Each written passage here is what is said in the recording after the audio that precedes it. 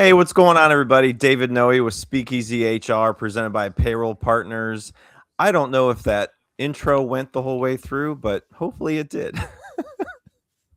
um, anyway, I am thrilled to have a brand new episode, brand new guest, and episode 75 of this podcast is crazy to think about. But I am thrilled to have on the show today Mary Baird, founder and principal consultant with the Simplifiers. Welcome, Mary. How are you today? I'm great. Thank you so much for having me. Absolutely. We've been talking now for a few months about this topic and what you're bringing to the podcast and your book that you've written. So we have a lot to dive into. We do have a contest for people watching live, and it's going to be a 24-hour contest. So if you are watching live or you're catching this on demand, all you have to do is put the word simple in the comment section, and you will get into a drawing for a signed copy of Mary's book, How to Squash the Sunday Scaries.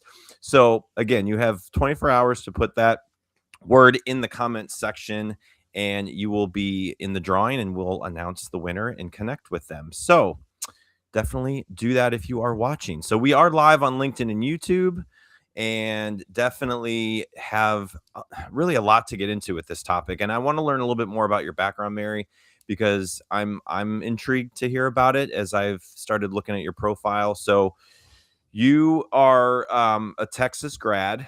That's right. Go Longhorns. Okay. So tell us a little bit about your background and education and where you've gone with that. And then now the Simplifier. So kind of explain that a little bit too. Yeah, I did my whole career backwards, David, which is really interesting and I think has helped inform who I am and the work that I do in the world right now.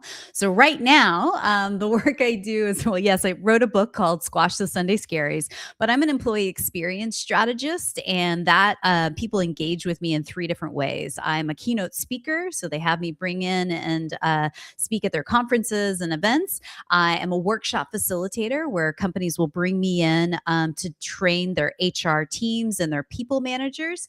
And finally, I am a consultant. So, if you really want somebody to run alongside you as you are doing your employee listening engagement surveys, as you're really trying to rebuild trust in the workplace, that's the work that I do.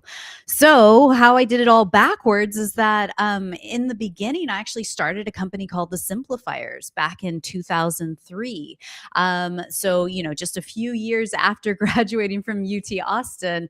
And the first 11 years of that agency was as an event planning organization. So I worked with pretty large corporate clients, Google, Facebook, Intel, Microsoft, to help produce the first two iterations of TEDx Austin way, way, way back in the day.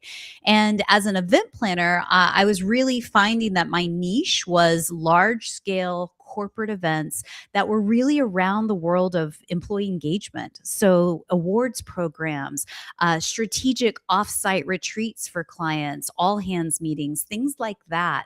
And we really, in Austin, we were known as the agency that specializes in non-traditional events. So things that were, not a boring meeting room with like boring meeting room sandwiches and, all of the things. We brought something different. And I think, being an event planner for 11 years really informed a lot of things about, what works in the world of employee engagement and what doesn't.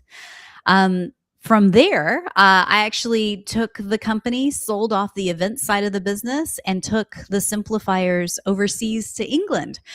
So from 2014 to 2020, I was in England and really pivoted the company into leadership development. So that's really where people were starting to say, hey, Mary, teach me how to do this. So they would bring me in to teach their teams or do executive coaching and working at the C-suite level, again, running alongside companies and understanding what's broken and how do we fix it. And then, the backwards part is then when I got back here to the States, did a move in the pandemic, 0 stars, do not recommend. That was terrible, but did it, survived it, and, all the things. But after I moved back here, I was like, I really wonder what it's like to work inside the belly of the beast. And so be inside corporate rather than running alongside my clients. And so that's where I have gotten the opportunity to work at a couple of very large organizations, including one was Samsung and another one was called Optimum. And I was doing either leadership development, training strategy architecture, or actually more specifically employee experience work. And so, yeah, I'm done working inside the beast. I would much rather run alongside you guys out there doing the hard work and sweat and blood and tears. And I think that again, it makes me a better consultant and teacher as now. Yeah, absolutely. Well, got to give you a little mini air horn to that. That was great. So appreciate you sharing all of that. And then the Simplifiers podcast. So tell us Yeah. about you've been doing that for a little bit now. Yeah. So, even before 2003, my early career days were actually working in commercial radio. I've worked in almost every single job at a radio station and, including being an on air DJ. This was very early days. And, just to get the opportunity to do a podcast, I had been wanting to do it for years and years and years. And then finally just took the leap in 2018. So yeah, the Simplifiers podcast has been around. We're now in season 9. We have over 400 episodes where we've interviewed really smart people all over the world who can simplify one topic either in work or in life. And right now we're super hyper focused on topics as they relate to leadership and culture strategy. And so that's where we're at. That is awesome. Thanks. What is your best memory or story about working in the radio business? Yeah, I mean, in radio. So here's the thing. I was a radio DJ in the late 90s, early 2000s. Okay. Okay. And so it's a whole different world where people would know my voice, but not know what I look like. And so I could sort of, be in Austin, Texas in anonymity almost, Yeah. until I showed up at like a radio station promotion. So I always think it's funny because people recognize my voice before they recognize my face. And that's Yeah. just sort of stayed with me for 20 plus years. When people say now, like, oh my God, I've heard about this podcast. Your voice sounds so familiar. It's so soothing. I'm like, oh, well, that's just me. Yeah. Yeah. That is great. Well, thanks for sharing all of that. I love to hear about someone's background and kind of where they've gone in their journey. And so we do have the contest for those of you watching live or the recording up until two o'clock tomorrow. We're gonna have 24 hours of this contest, and we're gonna see who is in that. So we have I see Tori on LinkedIn. She put in the word simple. So we also have Albert. Good day, wonderful talk. So welcome, Albert. Make sure you put that word in the comment section to be in the drawing. So for those of you who are new to this podcast, my name is David Noe. I have hosted this since the beginning. I also have some great content on the website, speakeasyhr.com. Brand new blog out was on the HR trends leaders should be focused on this summer. So check out those 5 HR trends at speakeasyhr.com. We are a part of a brand new TV show channel called the HR channel on Roku and Amazon Fire. So if you're one of those smart TV kind of people and want to watch some HR podcasts, go out to the HR channel and check that out. And then obviously Work Defined, that's a way to find all of the podcasts out there. So, all right, Mary, biggest piece of advice you have ever received in your career is blank. I've had a couple of really incredible bosses over my entire career, and I've had a couple of real stinkers. Let's just say that. Haven't we all? My goodness. And I do think back on one of those bosses. His name is Dennis Coleman, and he is this incredible human who, you remember way back in the day when, there's sort of the funny saying of like, what would Jesus do or something like that? There would be a saying in our office of what would Dennis Coleman do? And this is it. He is a person who leads with kindness, there is always time for him to hear you and to really, you always left his office feeling heard and understood, which doesn't mean that he always agreed with, your ideas or what you were trying to, create, or an idea that you were trying to pitch across. But that goes a long way. When you feel heard and understood, man, I feel like I can trust you and I respect you as my leader. And so that has informed a lot of who I am as a people manager over the years, and how I teach employee experience, because it all starts with employee listening first. You actually have to listen to your workforce and ask them, like, hey, what's broken here? Like, no, really, what's broken here? And then when you listen and and they feel understood and actually heard, and you do something about it, that's where you build that trust and respect, and that goes a long way. Absolutely. No, that's great. Thank you very much for sharing that. Mm. All right. So we have a fun game that I play on this. It is a I think it's world famous, but it's probably close to the point of just being famous on this show. So it's an envelope icebreaker game, and I'm going to transition to that, see if it works or not, and I'll see you here in 1 second.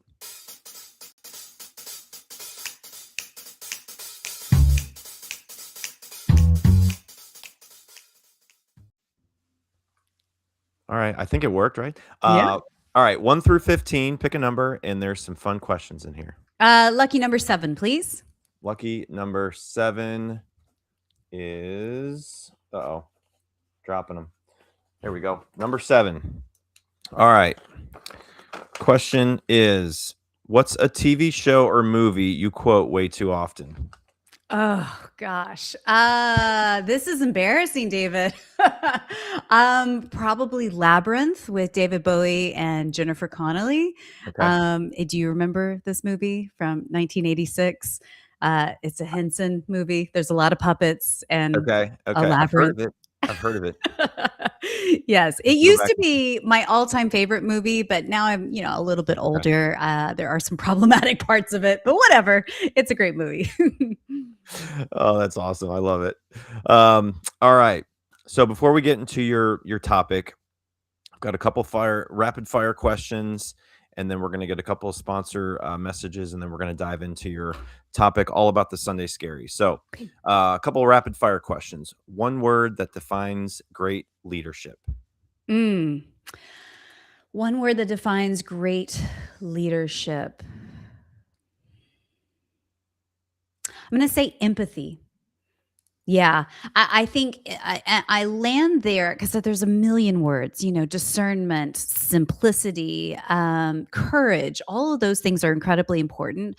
But I truly believe empathy is the baseline foundation to a great leader. Somebody, again, this builds on the old story I told earlier about Dennis Coleman. If you can truly slow down and listen, and not necessarily listen as like, oh, bless your heart kind of thing, because that's not empathy. That's actually sympathy with an S. But then put yourself in the other person's shoes. I think a great leader is somebody who can do that well.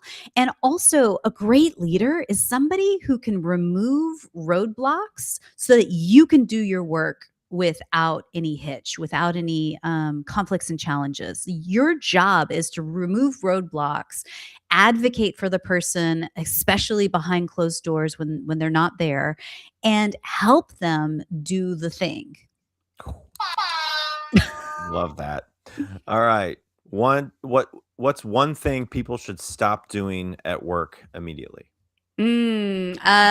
Stupid meetings that should have been an email. I mean, like Let's go. that's harsh, but you know what I'm talking about, you guys. And this Yep. is the thing that I thought was so fascinating working again inside the belly of the beast. As a consultant, I move fast, I make decisions fast. I create plans for my clients, and I go, "Wait, why is it taking so much longer for them to execute this plan that we've got in place?"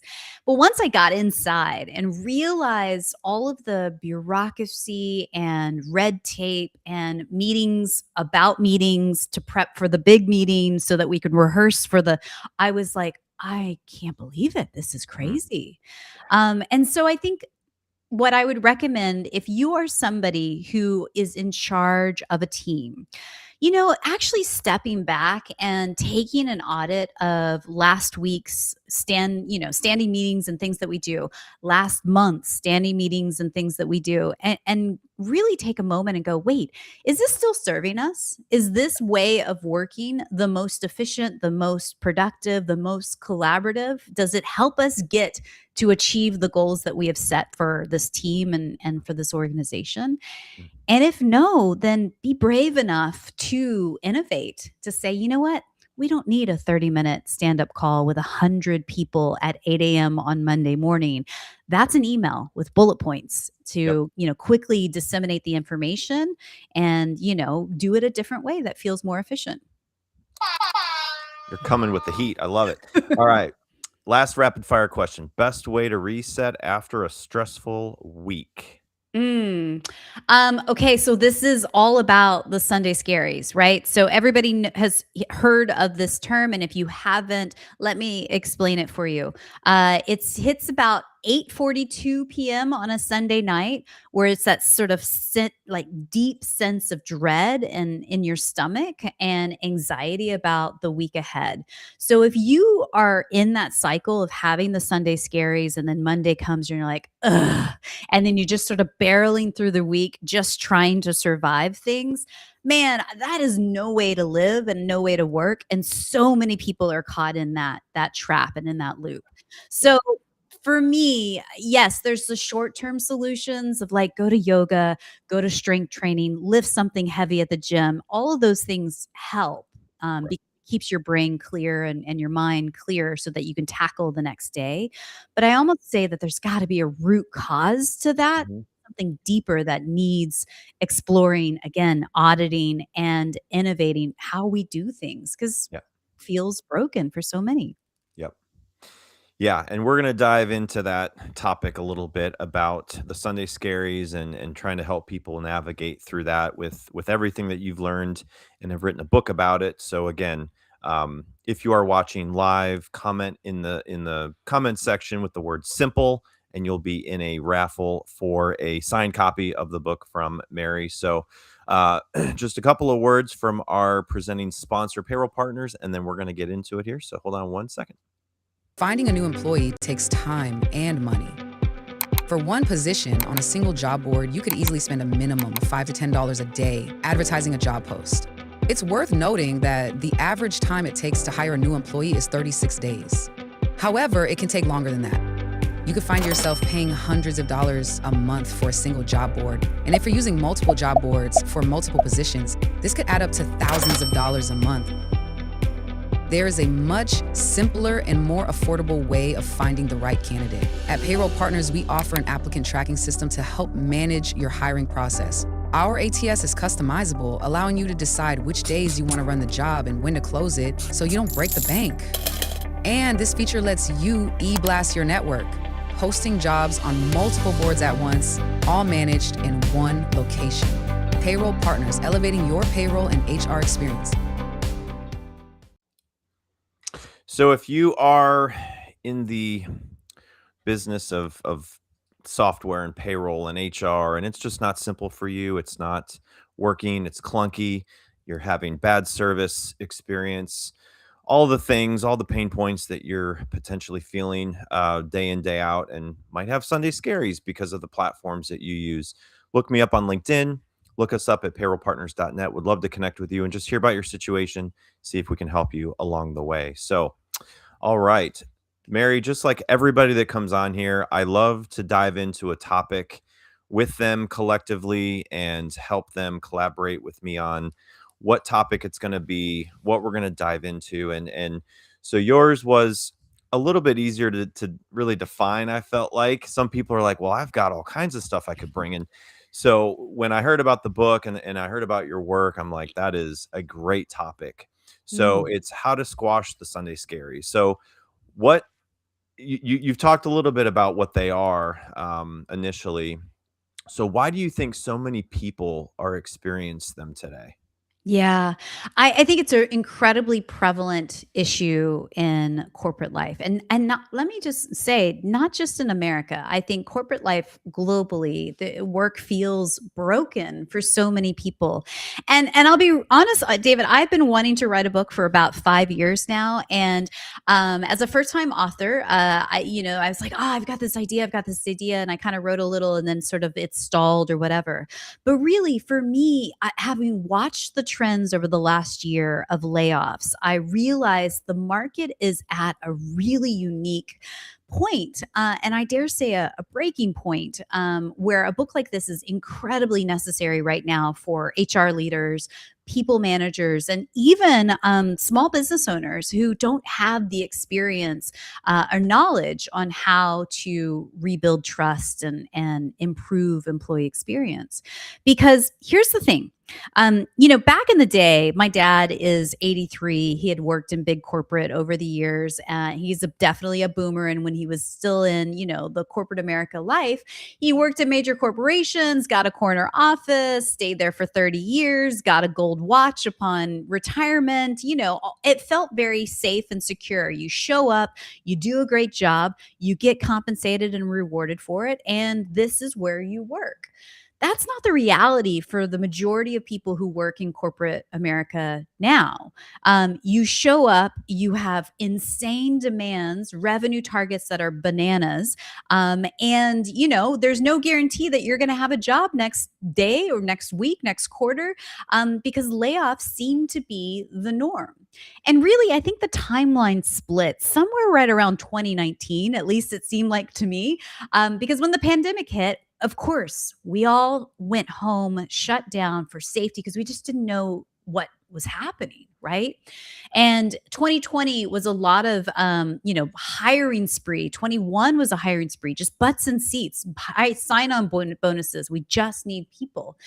Because if you remember, there was also the Great Resignation where people were like, no, I'm out. This is not the life for me. And so that's what caused this hiring spree. But then there was also, if you remember correctly, there was a huge supply chain issue. So a lot of companies did not hit their revenue targets in 2020 and 21 and 22. And so how did they correct? By going through round after round of layoffs, but still having these incredible revenue targets because they're trying to catch up from missed revenue from years past. So layoffs in 22, 23. 24, 25, and even now 26. I mean, it's just incredible. Every single week you hear about a new company that's done a layoff. Intuit, the software company, just laid off 17%, 17% of their entire organization recently. And for a lot of these folks, they have been working there, anywhere from 8 to 10 years. That's their median range. And so even for those long time, dedicated, loyal employees, there's still layoffs happening. Yeah. So as an employee, how can you feel safe and secure if, hey, you survived this layoff? Well, hey, I've got 2 jobs instead of 1 now, because they're not rehiring those positions. But then you feel like a survivor that's just like, well, when is it going to happen to me? You don't feel safe and secure. And so for me, yes, layoffs do balance a budget very quickly because let's face it, people are expensive, payroll, benefits are expensive, but they decimate the trust. And so I actually have a paradigm shift that I'd love to share with you guys. Let's do it. Okay, so here's the thought. So many companies really focus all of their resources, money, budgets, all the things towards customer experience. They go customer experience. If we can make that incredible, then we'll hit our revenue targets and we'll, not have to lay people off. But what happens is you focus all of your resources and budget and headcount and all the things towards customer experiences, and you do that at the consequence of your employees. And that comes, blink twice if you guys are watching this and you're like, yep, this is me, where your boss has said, you need to be always on or do whatever it takes or solve for yes. These are all great corporate jargon nonsense things. And what that actually means is, hey, I need you to work your buns off and, burn out. What's that? We've got these insane revenue targets to hit. And we're not thinking about the employee experience, because the people burn out, they whatever, we'll just find more people, or we'll lay them off and we'll do it again and again, and the cycle is not sustainable. So the new paradigm shift for you to consider is this: better employee experience equals better customer experience, which equals better business results, hitting revenue targets, profit, all the things. So if you invest at the top of this chain by actually investing in better employee experiences, guess what? That you rebuild trust. Your employees go, hey, these guys are actually care about me. You know what I'm going to do? I'm going to invest into a world-class customer experience. I'm going to give it my all today. I'm going to do whatever it takes. And that leads to better business results. I love that. So what are the biggest ways companies are unintentionally breaking the employee trust? Okay, so we talked about employee listening, right? So if your company does any sort of employee engagement surveys or pulses, things like that, the number one way you can break trust when you do those, you're like, oh, great, we're ticking a box, right? We're asking them people questions and seeing how they like it working here. You take all that data and then you do nothing with it. In my opinion, it's like you shouldn't even survey at all. If you're not ready to take action on what people tell you, either what they tell you that's positive about working here or negative, you are doing a disservice. You are silently telling them, hey, your voice actually doesn't matter, because we're just going to continue to run the business as is. Yep. So when you do schedule your employee engagement surveys, before you go to press send to your workforce, you have to make sure you have budget, headcount, resources allocated for what's next. So a survey that's done well is, you said this, we did this, and here's what's next. You have to have that open loop of conversation that closes at the end. Yep, definitely. Yeah, I have heard that so many times. Mhm. It's like they're afraid to get the feedback and they're afraid to see what the results will be, Mhm. but they're curious, and so they do it anyway, and then Mhm. they don't do much It that's in there as good recommendations, right? So Yeah, and you don't have to say yes to everything that somebody says in an employee survey. Like if they say, exactly. "Do you know what? I think we should only work 3 days a week, and the other 2 days a week, whatever." Which aside, companies in Europe right now are testing on a very large scale a 4-day work week, and guess what, you guys? Performance is up, revenue targets are same or higher. I mean, so it is possible. But let's say somebody says, "Oh, I only want to work 3 days a week, but pay me as a 40-hour employee." That you could run the numbers on that. You could say, pressure test that as a legitimate idea and go, you know what? Actually, no, that doesn't make sense for our organization currently at this stage. So you have to tell them, and it's okay to say no, but you have to back it up. And remember, this is going to sound dumb, you guys, but I'm going to say it out loud. You've hired adults, so treat them like one. Tell them, hey, we got your feedback on doing a 3-day work week, and it just doesn't make sense for our organization right now. Here's why, and here is what we are considering right now as an alternative. And that's how you rebuild trust and respect. Treat people like adults and tell them, rather than just staying radio silent. Treat people like adults. If it was only that easy. I mean, yes, I think it actually is that simple. Um, Yeah. it just takes strong leadership to Yep. do so and be the role model of how we operate here in the organization. Right. Because I Absolutely. think core values and guiding principles are not just, fake letters that we put on the wall. Like, how do we make decisions here? How do we lead, in this organization? Yep. So you've worked along these brands, Google, Microsoft, and Yeah. I think you said Samsung. Mhm. So what's one common trait that these best workplaces are all sharing that you've seen? Mm, I think that what I have seen that is working the most is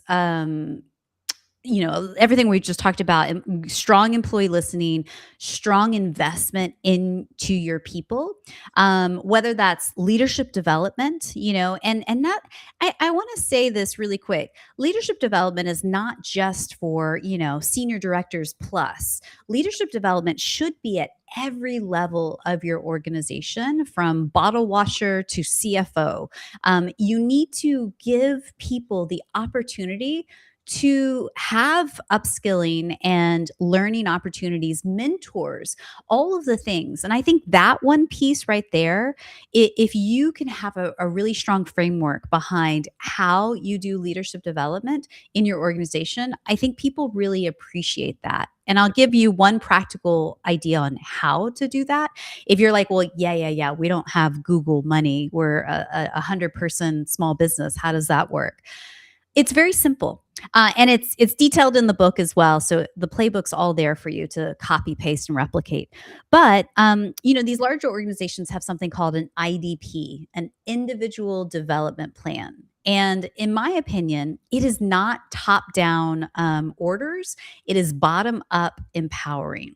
And what I mean by this is that let's say the individual, the bottle washer at the very bottom rung of the org chart, is really interested in becoming a better public speaker. Mm-hmm. Then you say, great, let's make that part of your IDP this year. And you, individual, you drive this. So what things can you do to test and practice being a better public speaker while you're at work, right? Maybe you can train the other new hires that are coming on board. Maybe you could do a voiceover and work with the learning and development team on a future training program. Maybe you could lead a lunch and learn, at your local depot or your local office location. When you put the individual in charge of driving the IDP creation and obviously the completion of it, and then teach your managers, the person who's their boss, how to run alongside them as an accountability partner, man, it's a whole different dynamic change and really changes the conversation rather than, hey, bottle washer, have you done this, in your compliance training yet? I just need you to fill out your IDP because it's dumb paperwork, blah, blah, blah. You don't take that seriously versus, hey, I want to invest in you in this year ahead and let's run alongside to help you complete that. I love that. And you had mentioned mentorship, and you had mentioned, those kind of practices and framework. And I think that IDP is such a great idea. And it costs nothing, $0. That it's just putting the frameworks into place. Because I think people start to think, oh, I have to send people to conferences, I have to do this and that, and it's going to be really expensive. $0. $0. And you kind of explained this next question that I was going to ask you about burnout and early warning signs, and maybe you have more to add to that. So when you have worked with businesses and individuals and managers and leaders, what are some of the early signs that someone is kind of heading toward that burnout phase before they, really realize it? Yeah.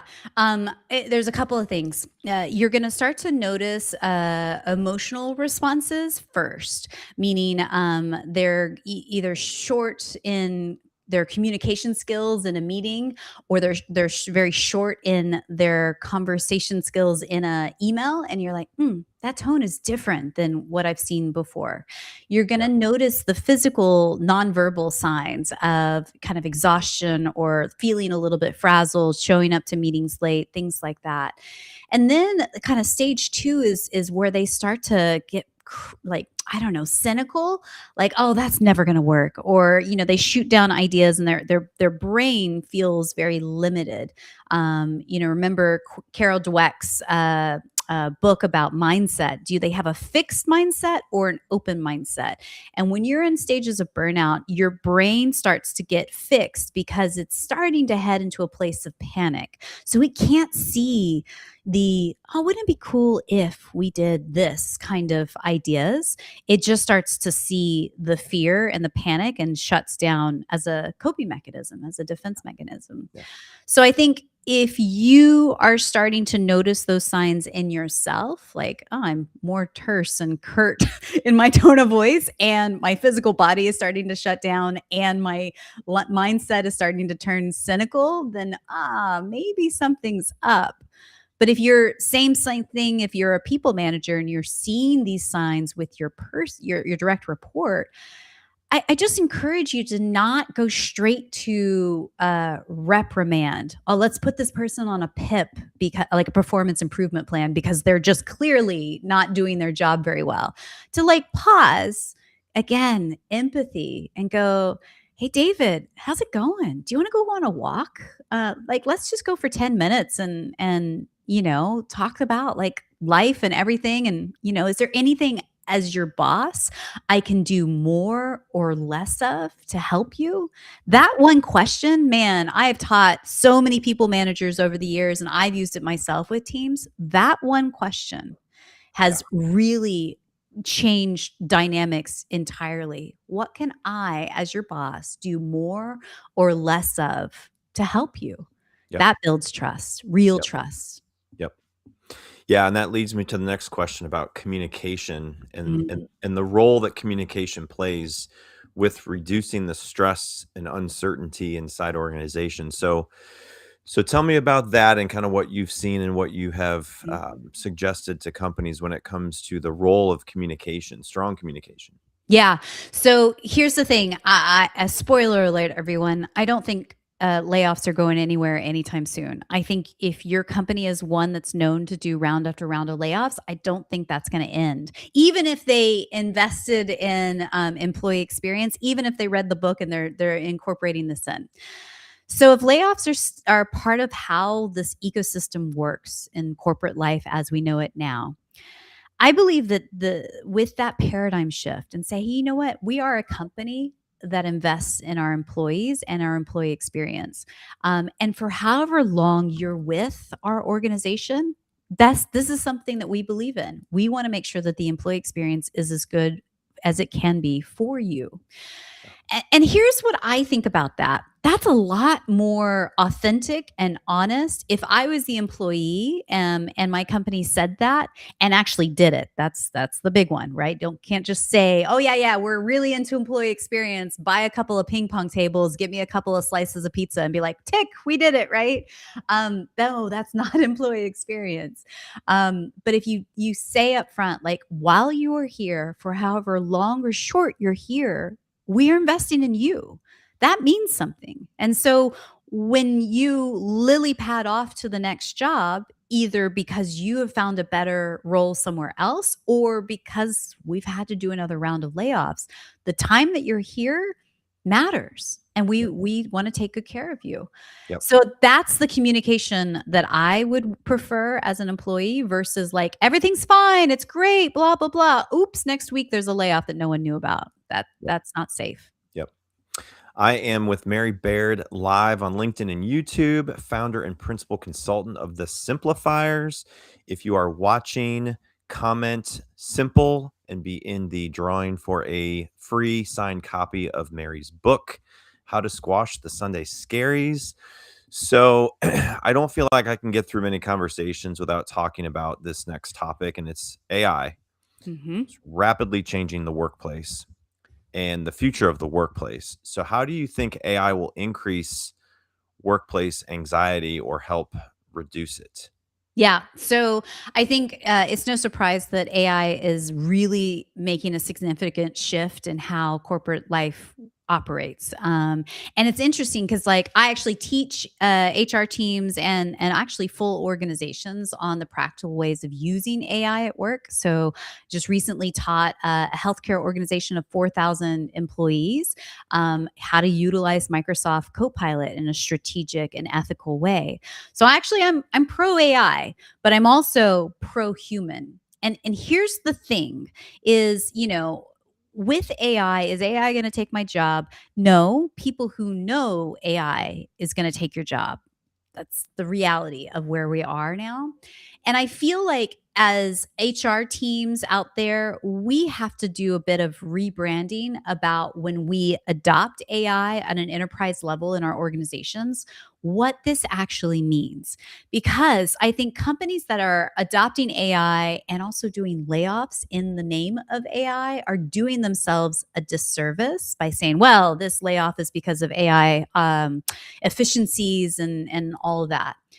AI is a tool to help your humans accelerate the work that they do. It helps drive performance. It does not replace the humans themselves, in my opinion.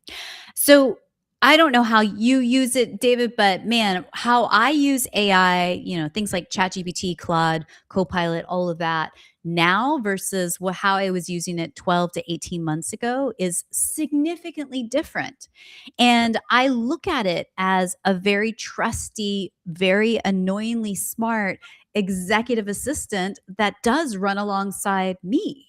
And so, like say for example, you want to say, "Hey, build me a project plan for this new software we're going to implement in our organization over the next 18 months. What are the major milestones that I need to look out for? How do we pace the timing of it? What things happen concurrently or what things happen, step by step?" And then you put that into ChatGPT or wherever, and boop, boop, boop, boop, boop, it magically creates this incredibly detailed project plan. But then it goes, would you like me to build a SWOT analysis, a risk management plan? Would you like me to build a communications plan? And so those are the things that you go, oh, I hadn't even thought about that. And it helps you. And you say, yes, please, because I'm always very friendly to the robots. I think that's important.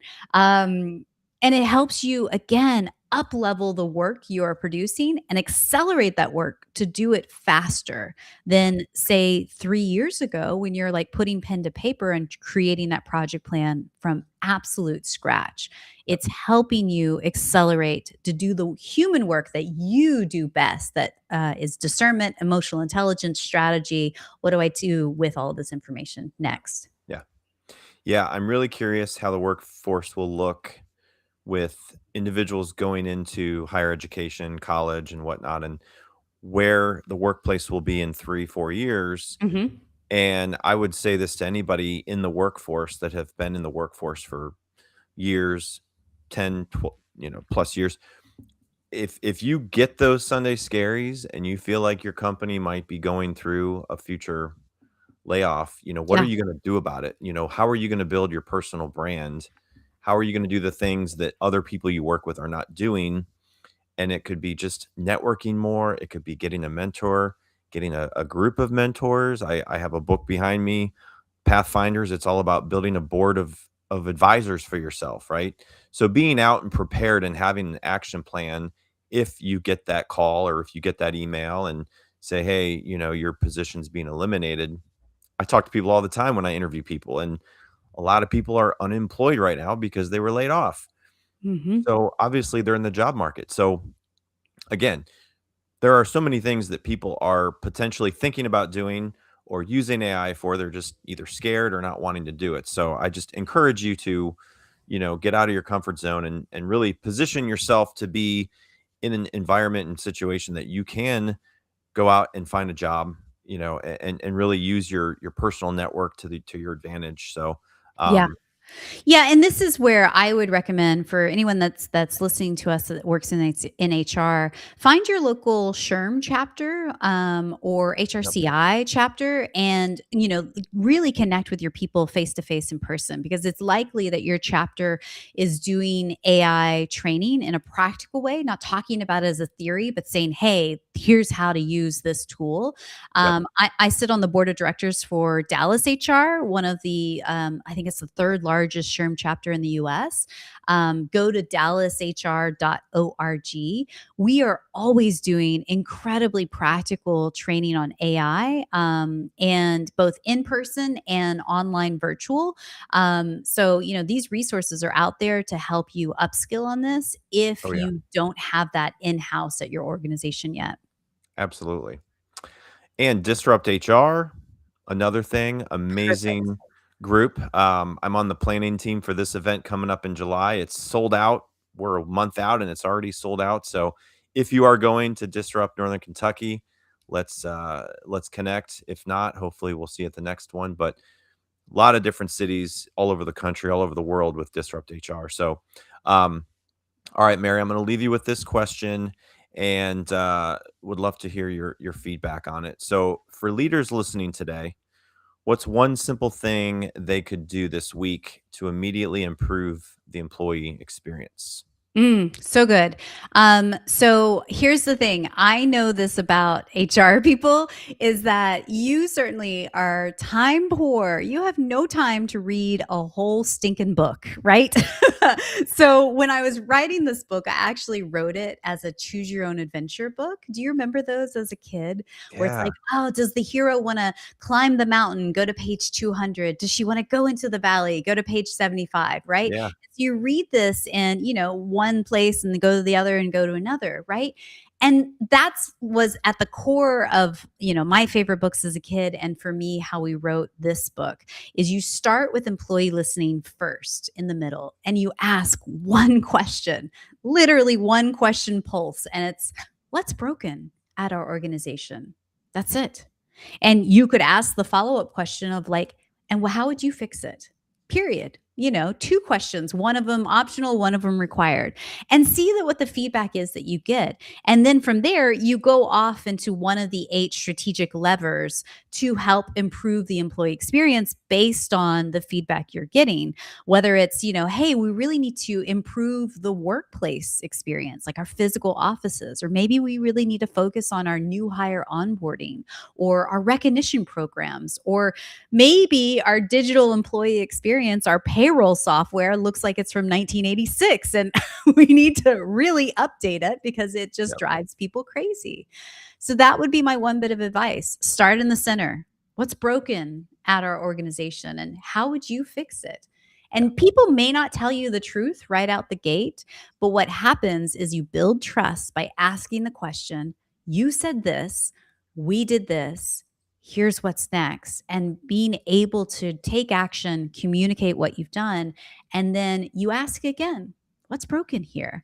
Maybe 3 months down the line and they go, you know what, actually, this is what's broken here. You get the truth, and then you're cooking with gas, and really making an impact.